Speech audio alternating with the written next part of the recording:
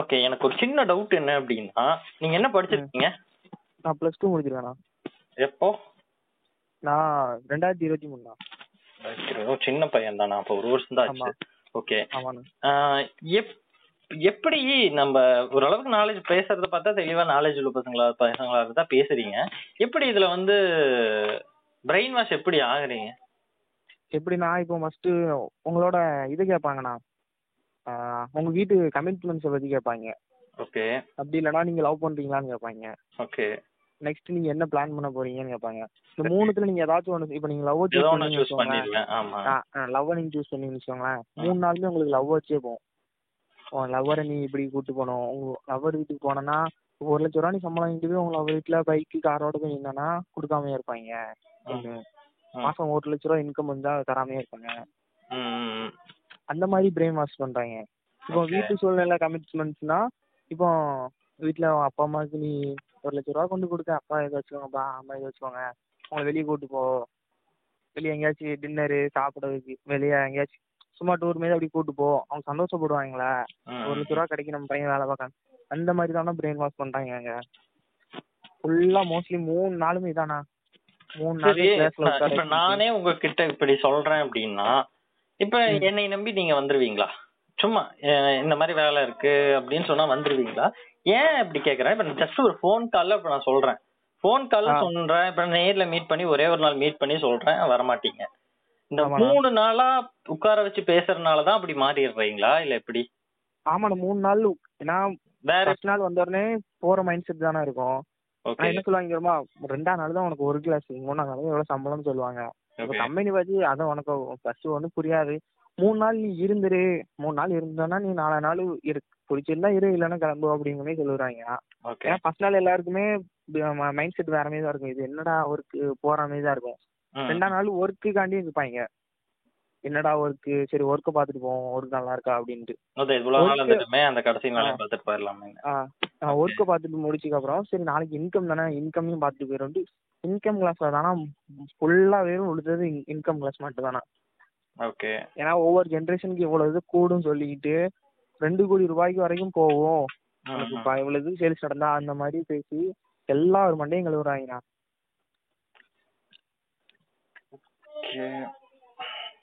அவங்க வீட்டுக்கு போயிட்டு வெளியே இருக்கேன், வீட்டுக்கு போயிட்டு நான் அங்க நோட் பண்ண டைரி நோட் பண்ண சொல்லுவாங்க. அதுல என்னென்னலாம் இருக்குன்னு எல்லாத்தையும் உங்களுக்கு ஸ்கிரீன்ஷாட் அனுப்பிச்சுடுறேன். டைரி எடுத்துட்டு வந்துட்டீங்களா? நான் தூக்கிட்டு வந்துட்டேன், டைரி தூக்கிட்டு வந்துட்டேன். விட மாட்டானே. சரி ஆஹா, இவன் என் ஒன்றுமே நான் சொல்லலை, என் ஒண்டி சொல்லலை. என் துணி எடுத்துட்டு என் பாட்டில் வந்துட்டேன். என் வீட்டுல தான் என் துணி ஃபுல்லா இருக்கு.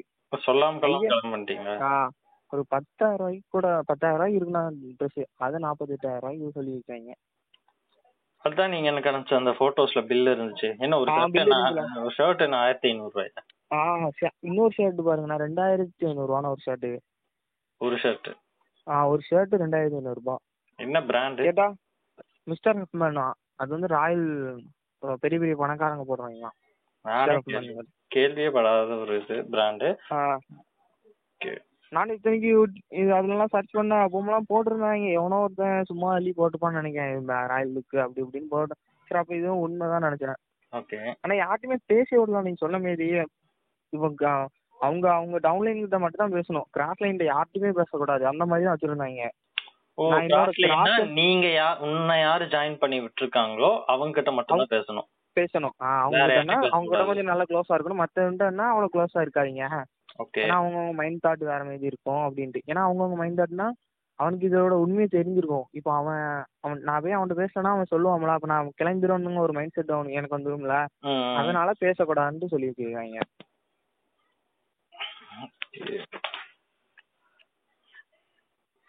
இது வந்து எனக்கு சொல்லி கொடுத்தது வந்து என் கிராஸ் லைன் தானா ஃப்ரெண்டு தான்.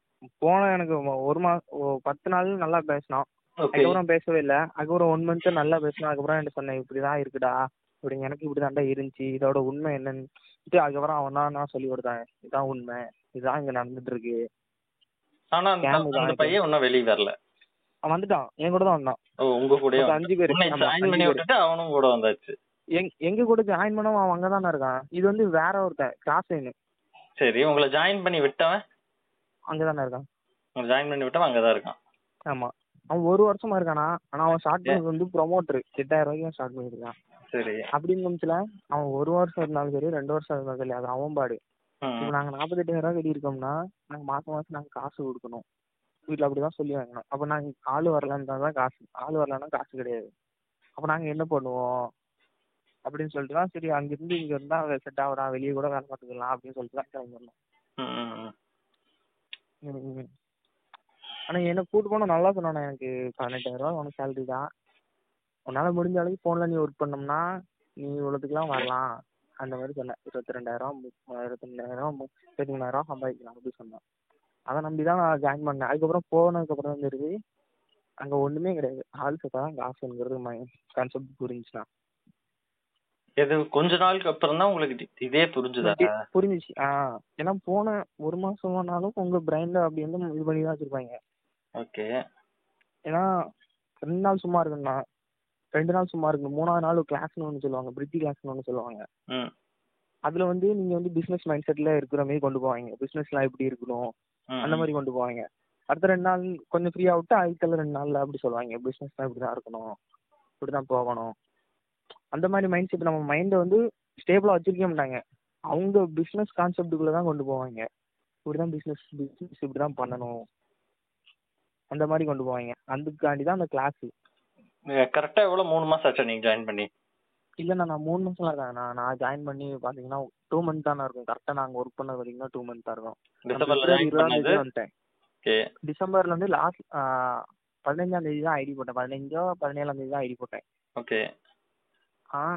வேற பொங்கலுக்கு ஒரு 10 நாள் கிட்ட லீவ் வந்துருச்சு, லீவுக்கு வந்துட்டேன். அப்புறம் பிப்ரவரி 20ஆம் தேதி நான் வந்துட்டேன் கிளம்பி. மொத்தமா 2 மந்த் தான் ஒர்க் பண்ணிருப்பாங்க சொல்ல போனா. ஓகே. அப்போ இது வந்து 2 மந்த்ஸ்ல வீட்டுக்குன்னு 10 பைசா கூட கொடுத்தது இல்ல? வீட்டுக்கு என் ஃப்ரெண்ட் வந்தான்னா அவன் என்கிட்ட போட்டான், ஐடி போட்டான். சரி. 48,000 ரூபாய் பர்ச்சேஸ் பண்ணான். அதுல 8,000 ஓன் பர்ச்சேஸ் தான், மிச்சம் 40,000 ரூபாய் அவனுக்கு ஸ்டாக் வந்துருச்சு. இல்ல ஸ்கேம்னு தெரிஞ்ச உடனே அவன்கிட்ட நான் சொன்னேன், ஸ்கேம்டா இங்க இருந்து போயிடும் அப்படின்னு சொன்னேன். அதனால உடனே ரீஃபண்ட் அவனுக்கு போட்டு விட்டேன். ரீஃபண்ட் போட்டு பைசா ஃபுல்லா அவனுக்கு வந்துருச்சு. சரி, அப்ப அந்த கமிஷன் பணம்? கமிஷன் பணம் எனக்கு வந்துருச்சுண்ணா. அதான் அவனுக்கு நான் ரிட்டர்ன் கொடுத்துட்டேன். ஓ சரி, பரவாயில்ல. அது எனக்கு தான் வரும் அந்த காசு, எனக்கு கம்மிட்டு பண்ண மாட்டான். ஏன்னா என்கிட்ட ஸ்டாக் இருக்கா, 40,000 கிலோ ஸ்டாக் இருக்குன்னு உடனே என்கிட்ட வரும். நான் தான் அவன்கிட்ட ரிட்டர்ன் கொடுத்தேன், நீ வச்சுக்கோடா அப்படின்னு. அட்லீஸ்ட் இதையாவது கிடைச்ச வரைக்கும் பெருசுதான் உங்களுக்கு. ஏன்னா யாருமே இது வரைக்கும் பணம் அதுல வாங்கினதே கிடையாது. இல்லண்ணா என் காசு போனது போச்சுன்னா என்ன நம்பி வந்து அவன் காசு போயிடக்கூடாதுன்னு நான் அவனுக்கு ரிட்டர்ன் போட்டு விட்டேன்.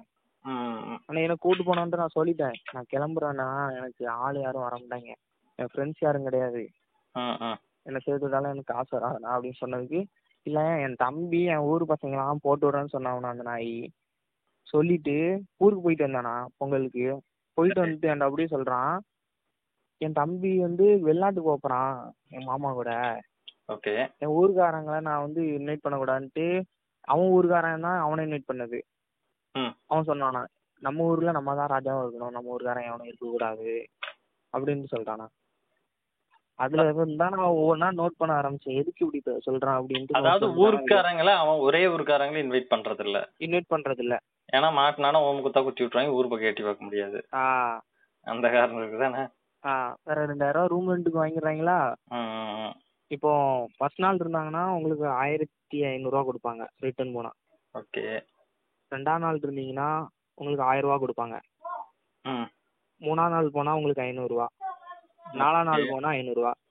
நீங்க ஒரு 5 நாள் இருந்துட்டு 5 நாளா 6 நாளா இருந்துட்டு போனீங்கன்னா உங்களுக்கு 1 ரூபா கூட கொடுக்க மாட்டாங்க. ஓ சரி சரி சரி. 4 நாளுக்குள்ள கான்செப்ட் தான் இது. ஃபர்ஸ்ட்டுக்கு 1,500, 2ஆம் நாள் போனீங்கன்னா 1000. சரி, எனக்கு இது ஒரு டவுட் இருக்கு. இப்போ நீங்க ஜாயின் பண்ண உடனே உங்ககிட்ட இருந்து அந்த ஃபர்ஸ்ட் வந்து 2,000 ரூபா வாங்குறாங்கல்ல? ஆமாண்ணா. இப்ப அது நீங்க ஆள் கூட்டிட்டு வந்தா அந்த நீங்க வந்து ஒரு 10 பேரை வர சொல்லிட்டீங்கன்னு வச்சுக்கலாம். சரியா, நீங்க ஒரு 10 பேரை போன உடனே இந்த 3 நாள் ட்ரைனிங் அட்டன் பண்ற 10 பேரை ரெஃபர் பண்ணி வந்துட்டாங்க. அவங்க எல்லாத்துட்டையும் 1,000 ரூபா வாங்குவாங்க, 2,000 ரூபா வாங்குவாங்கல்ல? ஆமாண்ணா. 2,000 ரூபா வாங்குறதுல உங்களுக்கு ஏதாவது பணம் கிடைக்குதா? இல்லண்ணா, எனக்கு எதுவுமே அதுல எதுவுமே நமக்கு கிடைக்காது. இன்ஃபியூஷன் ஒருத்தர் உண்டு. சரி. அந்த ரேங்க் உண்டு. மேமன் கிட்டல இன்ஃபியூஷன் ஒரு ரேங்க், உங்களுக்கு தான் காசு போகும். அவங்க மேனேஜ்மெண்ட்னு சொல்லிட்டு அந்த காசு ஃபுல்லாக கொள்ளையடிக்காங்க. அந்த பணமெல்லாம் எங்க என்ன ஆகுது? அதுதான் நான் மேனேஜ்மெண்ட் காசுன்னு சொல்றாங்கண்ணா. மேனேஜ்மெண்ட் தான் இப்போ இன்ஃபியூசர் கிரியேட் ஆனால் உங்களுக்கு ஒரு ரூம் எடுத்து கொடுக்கணும் அப்படின்னு சொல்லுவாங்க. தனியாக ரூம் எடுத்து போகணும். அங்கே பார்த்தீங்கன்னா உங்களுக்கு அட்வான்ஸ் 30,000 40,000 வரும். அதெல்லாம் நாங்கள் இந்த காசுல தான் எடுத்து கொடுப்போம் அப்படின்னு சொல்றாங்க. ஆனால் ஒரு இன்ஃபியூசர் கிரியேட் ஆகும்னா குறைஞ்சது ஒரு 6 மாசம் இல்லை 8 மாசம் ஆகும்ண்ணா. 6 மாசம் இன்ஃப்ளூயன்சரா ஜாயின் பண்றதுக்கா? ஜாயின் பண்றதுக்கு. ஓ சரி. இல்லை ஜாயின் பண்றது இல்லை, அது வந்து நம்ம கீழே ஆள் வர்றதை பொறுத்து நம்ம இன்ஃபியூசரா இல்லைன்னு தெரியும். கீழே ஆள் வந்தால் தான் நம்ம இன்ஃபியூசர். 6 மாசம் ஆனாலும் சரி 1 வருஷம் ஆனாலும் சரி நீ இன்ஃபியூசர் ஆக மாட்டோம். நம்ம கீழே ஆள் வந்து அவன் ஐடி போட்டுக்கணும். ஐடி போட்டாதான் அந்த இன்ஃப்ளூயன்சருக்கு தான் இங்க இருக்கிறதுலயே வச்சு எல்லாத்தோட பணம் அதிகமா கிடைக்குதா? அப்படி இல்லைண்ணா, இது வந்து ரூம் இன்சார்ஜ். இன்ஃப்ளூயன்சர்ங்கிறது வந்து ரூம் இன்சார்ஜ். இவங்களுக்கும் மேல இருக்காங்க. அவங்க வந்து ஏஸ். ஆமா ஏஸ். 2000 ஃபர்ஸ்ட் வந்து வெர்டன் ஏபியோ அவர் ஓனருக்கு அப்புறம் வெர்டன் ஏபியோன்னு ஒருத்தர் உண்டு. ஓகே. அதுக்கப்புறம் ஏபியோன்னு ஒருத்தர் உண்டு. அதுக்கப்புறம் தான் ஏஸ்னா. அதுக்கப்புறம் வந்து நான் இருக்கிறது வந்து ஏஸ் இருக்காங்க. ஏபியோலாம் பார்த்து கிடையாது, ஏஸ் பார்த்துருக்கேன். ஏஸ் பார்த்தீங்கன்னா 2000 நம்ம கொடுப்போம்ல, 2000 கொடுக்கறதுல 200 வந்து ஃபார்முக்குன்னு காசு வாங்கிடுறாங்க. ஓகே. 200 காசு யாரெல்லாம் எத்தனை பேர் ட்ரைனிங் அட்டன் பண்ணுறாங்க அத்தனை பேர் 200 காசு. எப்படியும் ஒரு சர்க்கிளுக்கு மற்ற 8 சர்க்கிள் மந்த்துக்கு ஒரு சர்க்கிளுக்கு குறையாம 30 பேர்கிட்ட வருவாங்க. அதாவது இந்த வாரத்துக்கு ஆள் வருவாங்களா சொல்றீங்களா? 3 நாளைக்கு ஒருக்க மாறும். 3 நாளைக்கு ஒருக்க மாறும். ஓகே. 3 நாளைக்கு ஒண்ணு. 3 நாளைக்கு ஒண்ணு. அப்ப மொத்தம் 8 சர்க்கிள். சரி. 8 சர்க்கிள்னா ஒரு சர்க்கிளுக்கு குறையாம 20 இல்ல 30 பேர் வராங்க. 30 பேர்னாலும் 200 வாங்கிடுவாங்க ஃபார்முக்குன்னு சொல்லி காசு. அந்த காசு ஃபுல்லா அவங்களுக்கு தான். அது ஏசுனாங்க அவங்களுக்கு தான். அப்ப அந்த ஃபார்முக்கு 200 அது போக 2000 ரூமுக்கு. இந்த 2000 தான் அந்த 200 எடுத்துக்கிடுவாங்க. 2000 அந்த ஃபார்முக்கு சேர்த்து எடுத்துக்காங்க. ஃபார்முக்கு சேர்த்து எடுத்துக்கிடுவாங்க. அந்த 200 தான் ஏஸ்க்கு போகும். அந்த 200 ஏஸ்க்கு. பேலன்ஸ் இருக்கு அந்த 1800. இது வந்து சாப்பாடுக்கு காசு கொடுப்பாங்க. 3 நாள் நம்ம கூட வராங்களா ஃப்ரெண்டு பார்ட்னரு, அவங்களுக்கு மதிய சாப்பாடு டீ வாங்கி கொடுக்கறதுக்கு ஒரு 500 கொடுப்பாங்க. அது போக மிச்சம் 1000 அவங்களுக்கு சாப்பாடுக்கு எல்லாம் பார்த்துக்கிறதுக்கு. ஆனா என்ன ஒரு ஆளு டோட்டலா இவனுங்க எல்லாம் பழைய சோறு தான் போடுறான். பழைய சோறுனா அந்த ரேஷன் சாப்பாடு தான் போடுறானுங்க. நான் போன அன்னைக்கு ஃபுல்லா எனக்கு மாட்டோட மோசமா போட்டுருந்தாங்க சாப்பாடு. கேட்டா இதான் சாப்பிடணும்னு ஃபர்ஸ்ட் 3 நாளைக்கு எனக்கு நல்லா சொல்லியிருந்தாங்க, நல்லா சாப்பாடு செஞ்சு போட்டுருந்தாங்க. அடுத்தால ஒரு 10 நாளைக்கு நல்லா செஞ்சு போட்டுருந்தாங்க. அதுக்கப்புறம் ஃபுல்லா அந்த மாட்டுக்கு பொங்கி போட்டா எப்படி இருக்கும், அதோட மோசமா இருந்துச்சு சாப்பாடு. முக்காவாசி பிடிக்காம போனதே அதானா, சாப்பாடு தான். அங்க 2000 சாப்பாடு கூட நம்ம கிட்ட காசு இருக்காது. மத்தியானம் கூட சாப்பிட முடியாதுண்ணா, ஏன்னா காசு இருக்காது மத்தியானம் சாப்பிடுறதுக்கு. நைட்டு பகல்ல மட்டும் தான் 2 நேரமா தான் சாப்பிட மாதிரி இருக்கும். 2 நேரம் சோறு மட்டும் தான். 2 நேரம் சோறு தான். 2 நேரமும் ஒழுங்கா சாப்பிடலாம்னா எப்படி, உடம்பு எப்படி பாத்துக்கிறது?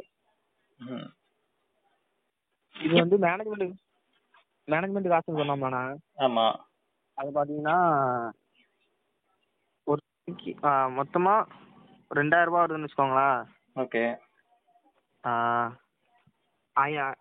3ஆம் நாள் போயிடும். 3ஆம் நாள் இல்லைன்னா 4ஆம் நாள் போயிடுவானா. ஓகே. இப்போ 4ஆம் நாள் போனாலும் அவனுக்கு 500 தான் கொடுப்பாங்க. மிச்சம் 500 இவங்களுக்கு. 4ஆவது நாள் அவன் கேட்டா தானே கொடுக்குறாங்க. அவன் சண்டை போட்டு நான் கிளம்புறேன்னு சொன்னா தானே கொடுக்குறாங்க. ஆமா ஆமா, கிளம்புறேன்னு சொன்னாலே 500 கொடுத்துருவாங்க 4 நாள். அது ஏதோ உங்க பிரான்ச்ல கொடுக்குறானுங்க போல. மற்ற பிரான்ச்ல எல்லாம் அவன் கெஞ்சி சண்டை போட்டா தான் கொடுக்குறானுங்க. இப்போ இதுல 500 இருக்கானா, இதுல 500 பிடிச்சிருவாங்களா. எங்க ரூம் மொத்தம் நான் இருக்க கமிச்சில வந்து 26 பேரு, 23 பேரு நான் இருக்க கமிச்சேன். அவங்க எல்லாருமே ரூம் ரெண்ட் 2000 கொடுக்கணும். 2000 கொடுத்தோம்னா 23 பேருக்குன்னா 46,000 கிட்ட வருது ஒரு மாசத்துக்கு. இதேதான் 6 மாசத்துக்கு நீங்க பாத்தீங்கன்னா 2,70,000 வருதுண்ணா. 76,000 வருது 6 மாசத்துக்கு. ஆமா. ஆனா இவனுங்க என்ன பண்றானுங்க, அந்த கம்பெனி சுத்தி இருக்க எல்லாம் எங்கெங்கெல்லாம் வீடு கிடைக்குமோ எல்லா இடத்துலயும் ரெண்டுக்கு எடுத்துறானுங்க. நீங்க இருந்த ரூம் எவ்வளவு பெரிய வீடு? 2 BHK வீடுண்ணா. 2 BHK. இது வந்து 2 BHKல எத்தனை பேர் இருக்கீங்க? நான் ஃபர்ஸ்ட் கம்பெனில 23 பேர் கிட்ட இருந்தோம்னா, இப்போ நான் வெளியே ஆரம்பிச்சல ஒரு 17 பேர் இருந்தோம் ரூம்ல. இது 20 ஃபர்ஸ்ட் எவ்வளவு சொன்னீங்க? 23 பேர் ஒரு ரூம்ல. 2 பெட்ரூம் ஒரு ஹால். 2 பெட்ரூம் ஒரு ஹாலுக்கு 23 பேரா? 23 பேரு. எப்படி இந்த அடிக்கிற வெயில்ல எப்படி 23 பேர் இருக்க முடியும்? அது மேல மொட்டை மாடி உண்டு. மொட்டை மாடியில கொஞ்சம் ஒரு கேப் ரூம் மீது உண்டு. அதுல படுத்துக்கிடுவாங்க. பாதி பேர் அதுல படுத்துக்கிட்டாங்க. காலைல கொஞ்சம் பேர் அதுல கொஞ்சம் படுத்துக்கிட்டாங்க. இந்த ரூமுக்குள்ள அப்படி இப்படின்னா கொஞ்சம் அட்ஜஸ்ட் பண்ணி, இந்த பார்ட்னர் வர அன்னைக்கு மட்டும் ரூம் நீட்டா இருக்கும்ண்ணா. பார்ட்னர் யாரு வருவா? யாரு பார்ட்னர்ங்கிறது? பார்ட்னர்னா நம்ம கீழே ஒருத்தர் வருவாங்களா, அவன் தான் பார்ட்னர். ஓ, அந்த புதுசா வரவங்க. புதுசா வரவங்க வந்து பார்ட்னரு. ஓ, புதுசா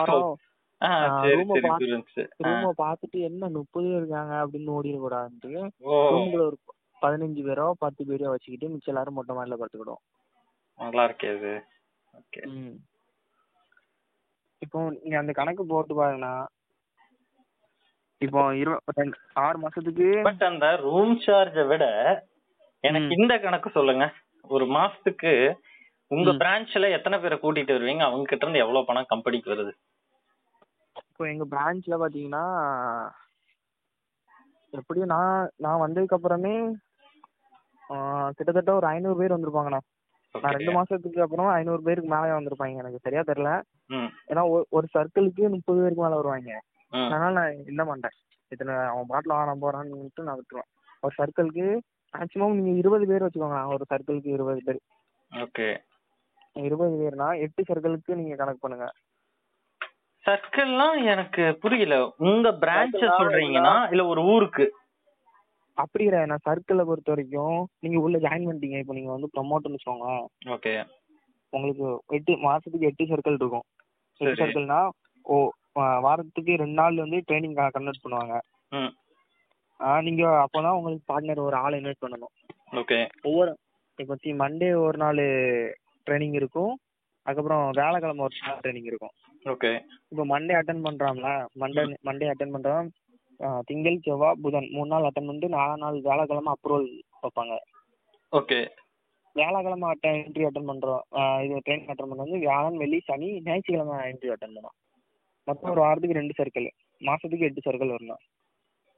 மாசத்துக்கு 8 சர்க்கிள். டோட்டல் எத்தனை பேர் மாசத்துக்கு? சும்மா ஒரு குத்தி மதிப்பா 20 பேர்னு வச்சுக்கோங்களேன். ஓகே, 20 பேர் இன்ட்டு 8ன்னா நீங்க 160 பேர்னா ஒரு வாரம். ஒரு மாசத்துக்கு 160 பேர் கூட வருவாங்க. 200 பேர்னு வச்சுக்கோங்க. அதாவது ஒரே ஒரு பிரான்ச்சுக்கு ஒரு பிரான்ச்சுக்கா 1 மந்த்துக்கு. இதே கிட்டத்தட்ட 160 பேரா? என்கிட்ட 3 லட்சம் ரூபா வந்துருதா? சூப்பர்.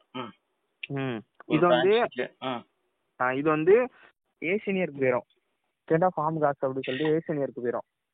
சரி, அவங்க என்ன சொல்றாங்க, சேர் வாங்கணும், இந்த ட்ரைனிங் சென்டருக்கு வாடகை கொடுக்கணும் அப்படின்னு சொல்லிடுறாங்க இந்த காசுல. ஆனா இந்த காசு மட்டும் வராது. இந்த இன்க்ளூசர்னு சொன்னோம்ல, அந்த ட்ரைனிங் சென்டர்ல இன்க்ளூசர்னு உண்டு.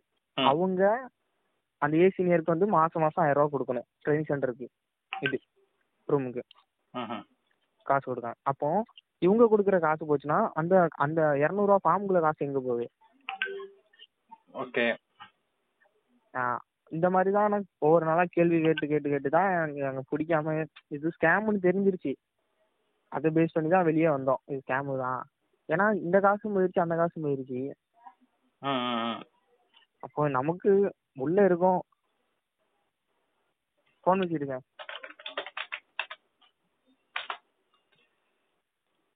அப்பா அம்மா என்ன பண்றாங்க? அப்பா டிரைவர்னா, அம்மா வீட்டுல தான் இருக்காங்க. எப்படி 50,000 எப்படி அவங்க கையில இருந்து கொடுத்தாங்களா, கடன் வாங்கி கொடுத்தாங்களா? இல்ல, அம்மா கம்மல் எல்லாம் அட வச்சாங்க. வீட்டுல இவனுங்க நீங்களா பேசி பணம் வாங்கினீங்களா? பேசி பணம் வாங்கி கொடுத்தாங்க.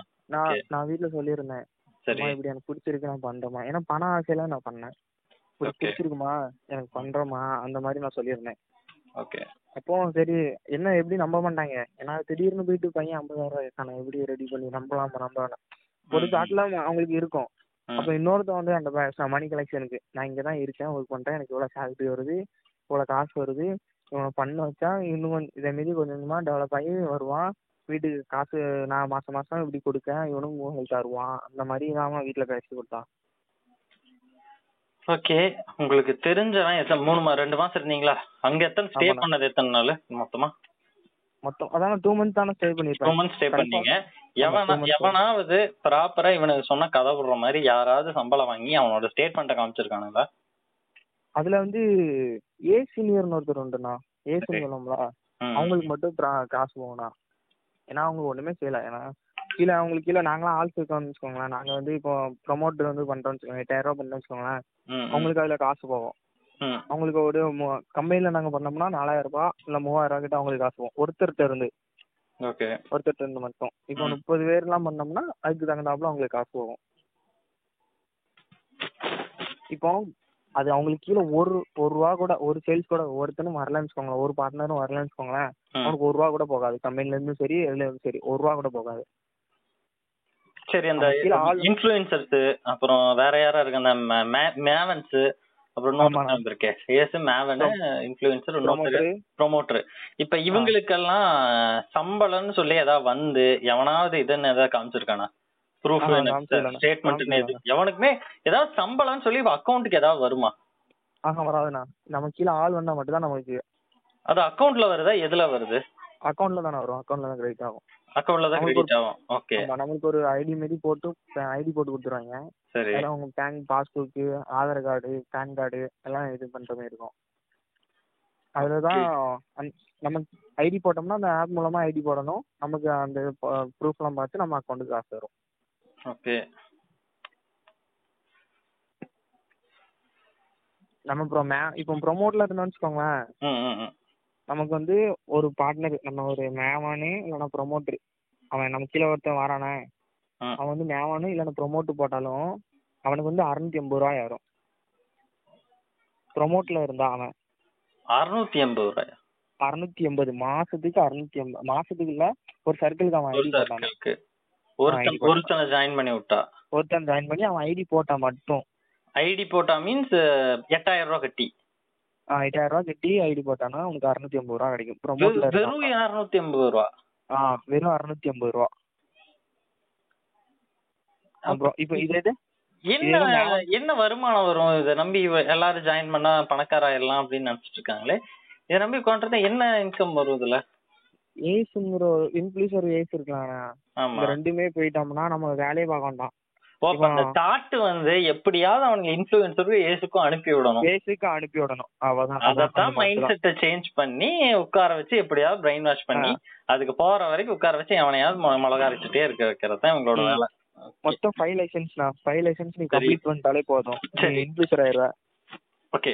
நீங்க இந்த இருந்த வரைக்கும் ஒரு வாரத்துக்கு உங்க கம்பெனிக்கு எத்தனை பேர் வருவாங்க புதுசா? ஒரே ஒரு வாரம். ஒரு வாரத்துக்கானா? ஒரு வாரத்துக்கு எப்படியும் 60 பேர் வரும். 60 பேர் கிட்ட வருவாங்க. சரி, 60 பேர்ல எத்தனை பேர் 8000 ரூபாய் கட்டுவாங்க? ஒரு 25 பேர் கிட்ட கட்டுவாங்க. 60 பேர்ல 25 பேர் 8000 ரூபாய் கட்டிடுறாங்களா? 25 பேர் கிட்ட 25 பேர் கிட்ட கட்டிடுவாங்க. எப்படி எல்லாம் படிச்ச பசங்களா தானே இருக்கீங்க, எப்படி ப்ரோ ஏமாந்து இப்படி பே பண்றீங்க? அதாமா இது வந்து எப்படி சொல்றேன்னா வந்து நான் என்ன நினைச்சிட்டு இருந்தேன்னா ஒரு 100 பேர்ல ஒரு 10 பேர் கட்டுவாங்க அப்படின்னு நான் நினைச்சிட்டு இருந்தேன். நீங்க சொல்றத பார்த்தா 100 பேர்ல 50-50 கட்டுவாங்க போலயே. உண்மை கட்டுவாங்கண்ணா. ஏன்னா இவங்க வந்து பிரைன் வாஷ் பண்றது வந்து எப்படின்னா ஃபுல் அண்ட் ஃபுல்லி மணி. இவ்வளவு இது சம்பாதிக்காங்க. ஏ சீனியர்லாம் அவங்க அக்கௌண்ட் ஷோ பண்ணி காமிப்பாங்க, என் இது நான் ஒரு வருஷத்துக்கு மொத்தம் இவ்வளவு சம்பாதிச்சேன், ஒரு மாசத்துக்கு இவ்வளவு சம்பாதிச்சேன் அக்கௌண்ட் ஷோ பண்ணி காமிப்பாங்க. இதேதான் இன்ஃப்ளூயன்சர் பாத்தீங்கன்னா ஒருத்தன் கூட ஷோ பண்ணி காமிக்க மாட்டான். ஏன்னா அவனுக்கு வந்து இன்கம் வந்தாதான். ஆமா.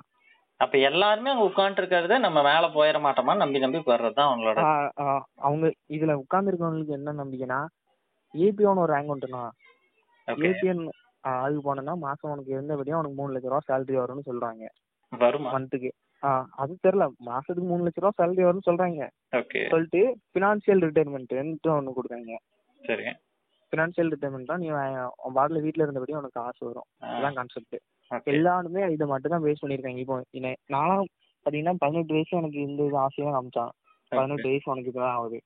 நீ 21 வயசுல நீ ஏபிஓ ஆயிட்டனா வீட்டுல இருந்தபடி 3 லட்சம் ரூபாய் சேலரி, நீ சும்மாவே வீட்டுல உட்காந்துக்கலாம். இதை பேஸ் பண்ணி தானே அங்க மண்டே கழுவுறாங்க. 3 லட்சம். ஓகே, சரி, ஓகே. நான் ரெக்கார்டிங் ஸ்டாப் பண்ணிக்கிறேன்.